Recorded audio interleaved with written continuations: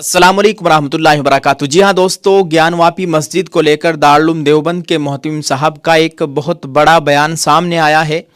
और आज जुमेरात का दिन है, कल जुमा है, मुसलमानों को बहुत बड़ा काम करना है। इसी मस्जिद की बात को लेकर मौलाना मुफ्ती अबुल कासिम साहब नौमानी मोहतमिम दारुल उलूम देवबंद ने एक बड़ा ऐलान किया है। आपसे गुजारिश है कि कल जुमे से पहले ये बात मोहतमिम साहब की सभी भारतीय मुसलमानों तक पहुंचाने की कोशिश करें। आप इस पूरी वीडियो को देखें और इन तमाम बातों पर अमल करने की कोशिश करें। आप दीनी फरीज़ा समझते हुए इस वीडियो को दूसरे मुसलमान तक पहुंचाए। जज़ाकल्लाह। आइए सुनते हैं मोहतमिम साहब ने क्या कहा है। अस्सलामु अलैकुम। अल्हम्दुलिल्लाहि रब्बिल आलमीन वस्सलातु वस्सलामु अला सय्यिदिल अंबिया वल मुरसलीन सय्यिदिना व नबिय्यिना व मौलाना मुहम्मदिन व अला आलिहि व अस्हाबिहि अजमईन। अम्मा बअद फ़अऊज़ु बिल्लाहि मिनश शैतानिर रजीम। बिस्मिल्लाहिर रहमानिर रहीम। मा असाबतकुम मिन मुसीबतिन फबिमा कसबत अयदीकुम व यअफ़ू अन कसीर। सदक़ल्लाहुल अलीयुल अज़ीम। व क़ाल तबारक व तआला व अंतुमुल आलौना इन कुंतुम मुमिनीन। सदक़ल्लाहुल अलीयुल अज़ीम। मेरे अज़ीज़ों और भाइयों,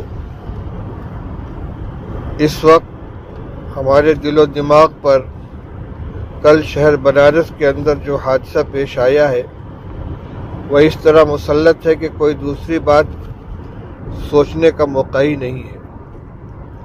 आप हज़रात भी बाखबर होंगे कि कल अदालत ने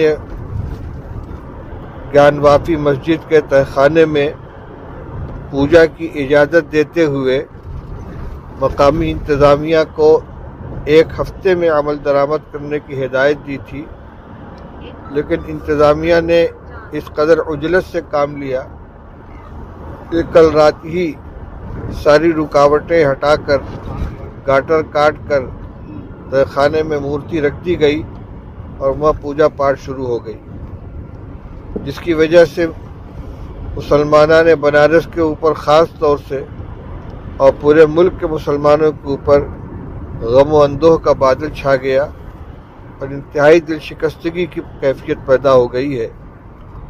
खबर है कि इसके ख़िलाफ़ सुप्रीम कोर्ट के अंदर केस दायर किया जा रहा है, लेकिन अदालतों का जो रुख है उसकी बिना पर कुछ कहा नहीं जा सकता कि फ़ैसला क्या होगा।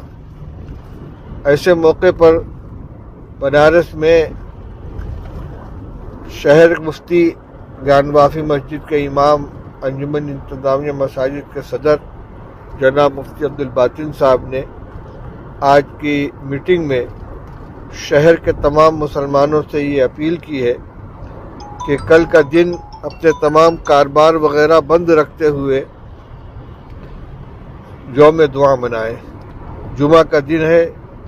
जुमा के दिन वैसे भी मुसलमानों के लिए ख़ास इबादत का दिन है। मैं ये चाहता हूँ कि जो अमल बनारस के अंदर हो रहा है, खामोशी के साथ हर जगह के मुसलमान अपने तौर पर कल तौबा इस्तग़फ़ार और दुआओं का ख़ास एहतमाम करें। दुनिया में जो कुछ होता है वो अल्लाह के फ़ैसले से होता है और हमारे आमाल उस सिलसिले में फ़ैसला कुन साबित होते हैं। जो आयत करीमा मैंने अभी आपके सामने पढ़ी है, इसमें अल्लाह जल्ल शानू ने यही फरमाया है, मा असाबतकुम मिन मुसीबतिन फबिमा कसबत अयदीकुम व यअफ़ू अन कसीर, कि जो कुछ भी तुम्हारे ऊपर हालात पेश आते हैं ये तुम्हारे ही आमाल का नतीजा होते हैं और अल्लाह ताला बहुत सी चीज़ों को दरगुजर कर देता है। इस उम्मत पर बड़े सख्त हालात आ चुके हैं। गरनाता अंदलुस तबाह बर्बाद कर दिया गया, इस्लाम का वहाँ से नामो निशान मिटा दिया गया। तातारियों के ज़रिए बगदाद को तहस नहस कर दिया गया, इस्लामी हुकूमत का ख़ात्मा कर दिया गया। ये अलग बात है कि फिर अल्लाह ताला ने उन्हीं के ख़ानदान से इस्लाम के नुमाइंदे पैदा फरमाए اور علامہ اقبال رحمۃ اللہ علیہ کو کہنا پڑا، ہے آیا یوجش تاتار کے افسانے سے کہ پاسباں مل گئے کعبے کو صنم خانے سے۔ لیکن جو حالات پیش آئے ہیں ان کا تجزیہ کرنے والوں نے یہی فیصلہ کیا ہے کہ ہر جگہ، چاہے وہ بغداد ہو، چاہے وہ اندلس ہو، دنیاوی شان و شوکت کے اعتبار سے مسلمان بڑے عروج کے اوپر تھے۔ ان کی حکومت تھی، ان کی طاقت تھی اور بہت بڑی تعداد تھی۔ دنیاوی اعتبار سے وہ ہر اعتبار سے ترقی یافتہ تھے، لیکن دینداری ان کے اندر سے نکل چکی تھی۔ دنیا طلبی اور دنیا کے اندر یعنی غرق رہنے کا ان کے اندر رجحان پیدا ہو گیا تھا، تو دشمن کے دل سے ان کا رعب نکل گیا، جیسا کہ حدیث پاک میں ارشاد فرمایا گیا ہے۔ رسول اللہ صلی اللہ علیہ وسلم نے ارشاد فرمایا کہ ایک وقت آئے گا کہ تمام دنیا کی قومیں تمہارے خلاف ایک دوسرے کو دعوت دیں گی، جس طریقے سے دسترخوان پہ کھانا کھانے والے ایک دوسرے ساتھی کو دعوت دیتے ہیں، یہ ڈش لو، یہ کھانا لو، یہ بہت لذیذ ہے۔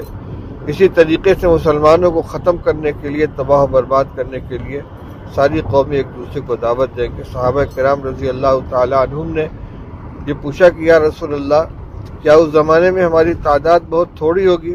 فرمایا نہیں، تعداد تو بہت ہوگی، لیکن تمہاری حیثیت ایسی ہوگی جیسے سیلاب کے زمانے میں پانی کی سطح پر بہنے والا کوڑا کرکٹ اور جھاڑ جھنکار ہوتا ہے کہ اس کا کوئی وزن نہیں ہوتا، اس کی کوئی قیمت نہیں ہوتی۔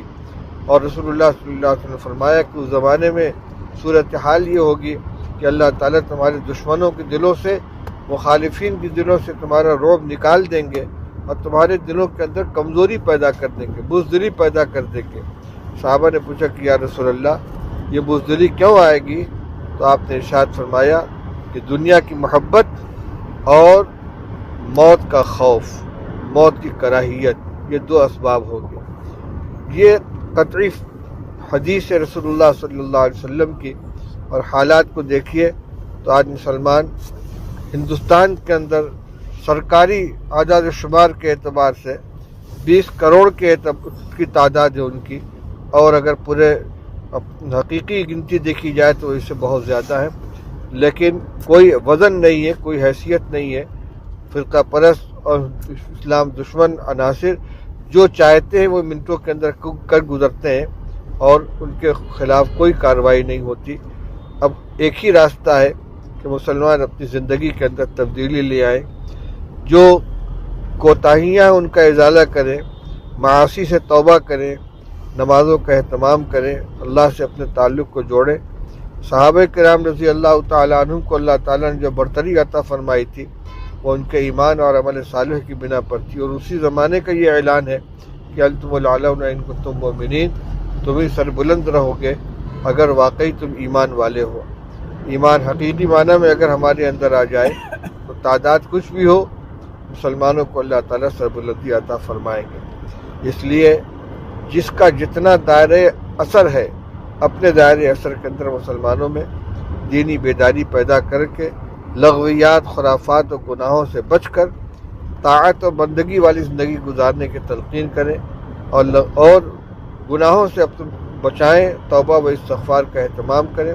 خاص طور سے کل کا دن جو جمعہ کا دن آنے والا ہے، اور آگے جو پروگرام ہیں ان کی کامیابی کے لیے، اور اس مسجد کے اندر جو بت رکھ دیا گیا اور مورتی رکھ دی گئی، پوجا شروع ہو گئی، اس کے پاک ہو جانے کے لیے خاص طور سے اہتمام سے دعائیں کریں۔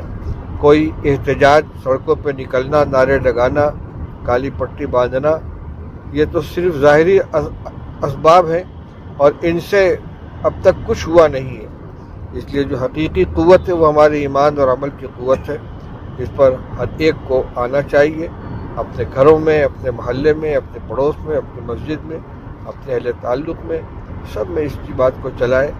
کل خاص طور سے دعاؤں کا اہتمام کریں، مسجد میں پہلے آ جائیں، سارے لوگ بیٹھ کر سننے سے فارغ ہو کر دیر تک کلمہ طیبہ، استغفار، آیت کریمہ لا الہ الا انت سبحانک انی کنت من الظالمین کا ورد کرتے رہیں، اور اس کے بعد نماز جمعہ کے بعد اجتماعی طور سے اہتمام کے ساتھ دعا کریں۔